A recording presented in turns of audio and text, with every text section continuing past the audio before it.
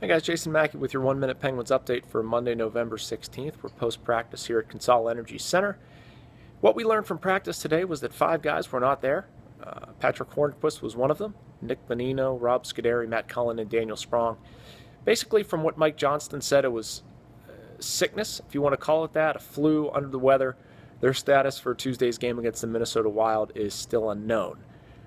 Another thing that came out of today that I thought was pretty interesting was the mood of the locker room. Almost, I don't want to call it defiant, but you know when you keep getting asked the same question and you're confident in the answer, and after a while you just answer it in such a way that you're tired of people asking it? If I'm maybe explaining that the correct way, but it's kind of the tone the Penguins have with how they're going to do right now. I go back to one thing I asked Phil Kessel about, how bad is this? You saw stuff in Toronto that, nobody here has seen. He said, what are we? Are we 10-7? Yeah, I think we'll be fine. And what I take out of that is that there's a certain amount of confidence in this group that things are going to be okay. They need that, and they need that for how little they've scored so far. They only have 35 goals. For this offense through 17 games, I don't think anybody would have predicted that. And the power play has actually been worse.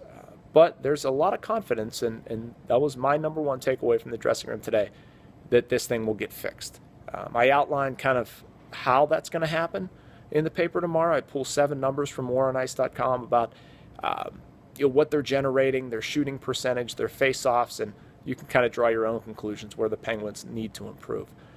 Talk to you from the rink tomorrow, pregame for the Wild, but this has been your 1 Minute Penguins update. I'm Jason Mackey.